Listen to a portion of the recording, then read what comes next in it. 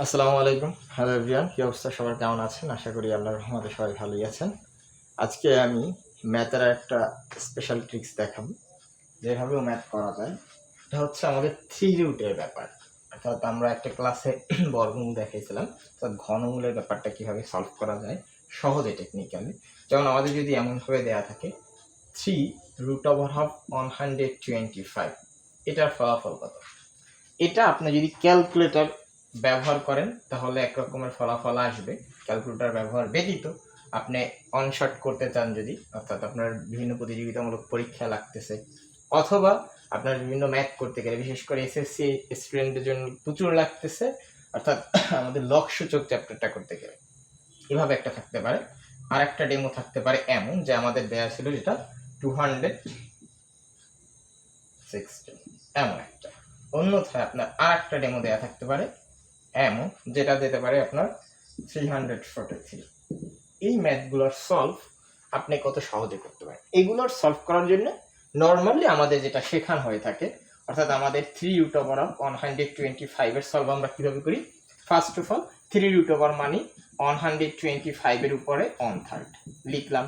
এরপরে আমাদের যে কাজটা করতে হচ্ছে সেটা হচ্ছে 125 কে আমরা কি করতে পারি, অর্থাৎ 5 এর কিউব করতে পারি। 5 এর কিউব করলে 125, তার উপরে 1/3।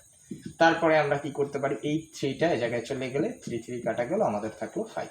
অর্থাৎ এটার আনসার হচ্ছে আমাদের 5।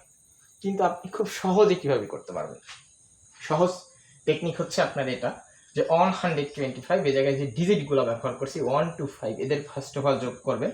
1 + 2 + 5, এদের যোগ করলে আমাদের ফলাফল আসতেছে কত? এই তিনটার যোগ করলে আমাদের ফলাফল আসতেছে 8। যেহেতু ডিজিট তিনটা, এর থেকে 8 থেকে 3 বিয়োগ করে দেন, আপনার ফলাফল হচ্ছে 5। শেষ। আপনার সেম ভাবে এটাকেও করতে পারেন। এটা ছিল 260। এক্ষেত্রে আপনার কি করা ছিল, ডিজিটগুলো ছিল একটা 2, একটা ছিল 1, একটা ছিল 6। আপনি 2, 1, 6 যদি যোগ করেন তাহলে হচ্ছে আপনার ফলাফল হচ্ছে 9। যেহেতু আপনার তিনটা ডিজিট, 3 বিয়োগ করে দেন 9 থেকে, এক্ষেত্রে থাকতেছে 6। অর্থাৎ 3√216 এর ফলাফল হচ্ছে আপনার মাত্র 6। কত ইজিলি আপনি করতে পারতেছেন, এত পেঁচানো লাগতেছে না, ঠিক আছে?